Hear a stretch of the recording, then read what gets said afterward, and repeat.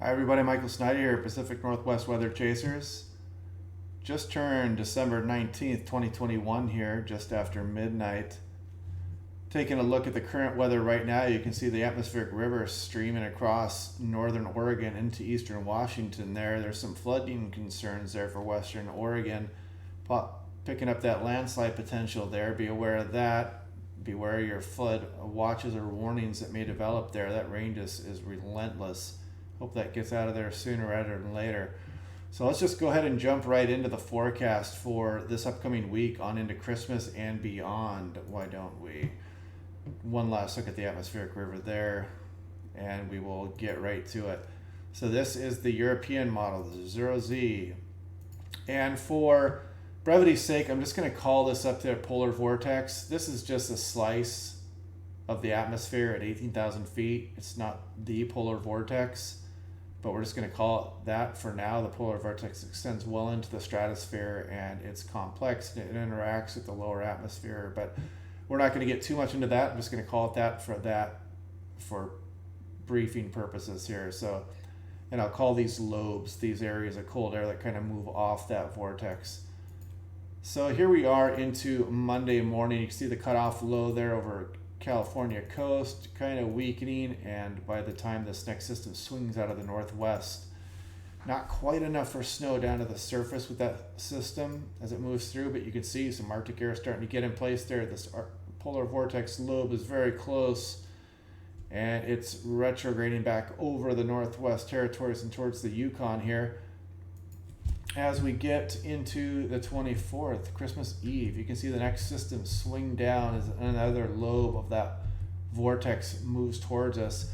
And that lobe sets up right over Portland there. And that looks like it's going to be like an Olympia or Tacoma South type of snowstorm. But again, these details, we're getting already 5 days out here, 5+ days. And these tracks will change. But I'm just kind of giving you an idea what kind of storms we can be looking at. But Portland would be hammered in such a scenario with the low tracks like this. And you can see that gradient over southern British Columbia here, and that Arctic high getting established. Cold air is moving in. And as we go into Christmas night there, look at that gradient. Strong north wind just blasting into western Washington at this point, getting Arctic air in place over the region.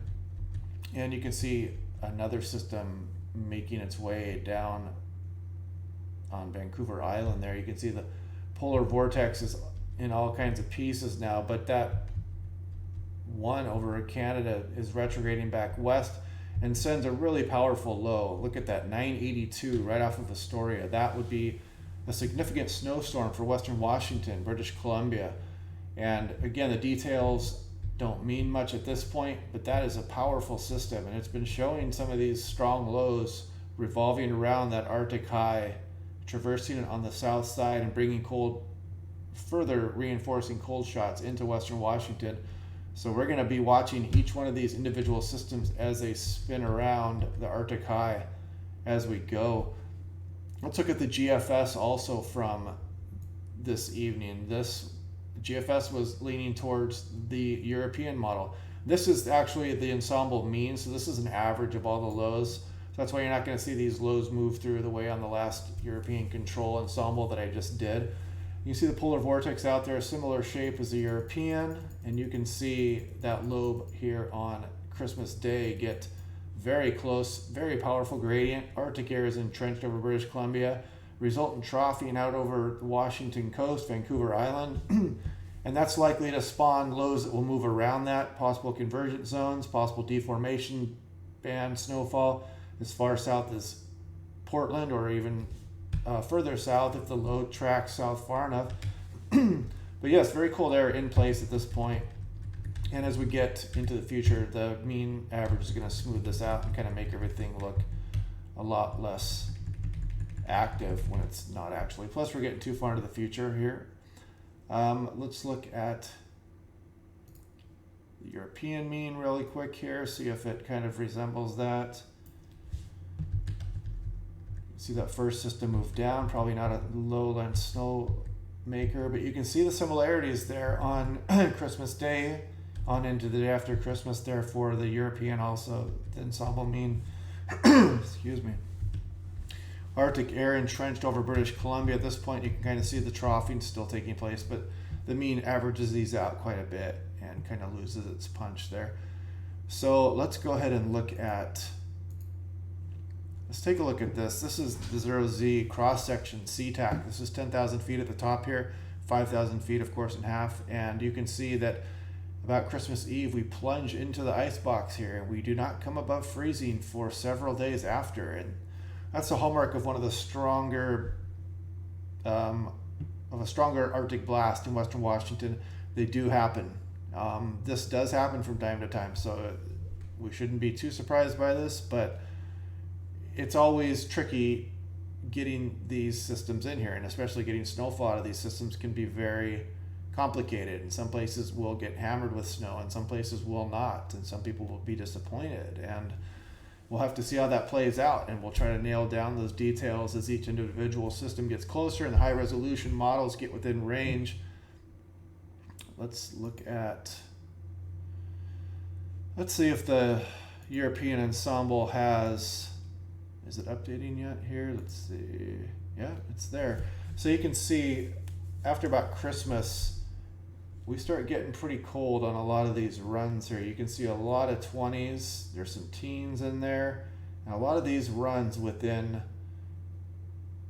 I mean, some of these extend way out into the early January, individual runs. So right now the models are kind of like in flux once you get past the 29th, but between Christmas Day and the 29th, we're going to be in a pretty cold period here for Arctic air intrusion into our region. You can see the mean temperatures got us below freezing for a few days there, and the control run also shows that too. The control run, I should probably take a look at that. The control run looks really chilly. Let's check out the GFS. 2 meter temperature. And yeah, the GFS is even more dramatic. After Christmas Eve, we just get thrown into the ice box here. Very few ensemble members above freezing all the way into early January. So, and you can see there's some single digits. There's actually a -1 there. That's pretty interesting. So yeah, you can see the signal for cold air is strong. And let's go ahead and do this really quick here too. Check this out, because this is where we are now, and you can see the anomaly, just how cold this is compared to normal for British Columbia, and this is spun down into western Washington. Montana is getting in on the action there too, and just incredibly strong signal for Arctic air. Just amazing, just entrenched over the entire western Canada into Washington and Montana. So could be a really memorable event if this does verify. And here is a look at the control run, the ensemble control run. This is actually the first system. You can see it's down south of Olympia mainly. It gets Portland and it gets I-5 south. But then the second one comes through and it just kind of gets really everywhere, Vancouver Island all the way down through Oregon. And again, these details are going to get ironed out as we get closer, but in a low pressure like that, you could get a significant region-wide snowstorm out of it. So, and actually, since that control run looked so interesting, let's go ahead and take a closer look at that and just kind of look at the heights first. Why does it get so cold in the control? Let's take a look. See the polar vortex spinning, retrograding back to the west, getting towards Northwest Territories there. And here is the first system, not a lowland snowmaker, great for the mountains. And look at that lobe, get all the way down into southern British Columbia. Amazing. The polar vortex is really strong, and that lobe gets all the way down towards us. And this is gonna, yeah, that right there. Going over to Christmas Eve, there could be troughing out over here and a system developing, and then look at that Christmas Day. That would be a cold upper level low. There'd be Arctic air in place. That would be probably an intense storm right there, and that's probably why it puts us into the freezer there. And you can see that bit that's broken off down here kind of retrogrades back over us again on the 27th. And then even again there at the end of the run a little bit starts reaching back towards us again. But yeah, very strong signal for cold. And keep checking back on Twitter. I'll probably do another live video tomorrow. I know this one isn't live tonight. Like I said, I might, but I will do another live one tomorrow if these models keep showing this. And if not, we might have to go through some more examination on how close the Arctic air is going to get. And of course, these systems are going to vary greatly. This subtle troughing at the coast, these systems, sometimes we're not going to pick them up until day of.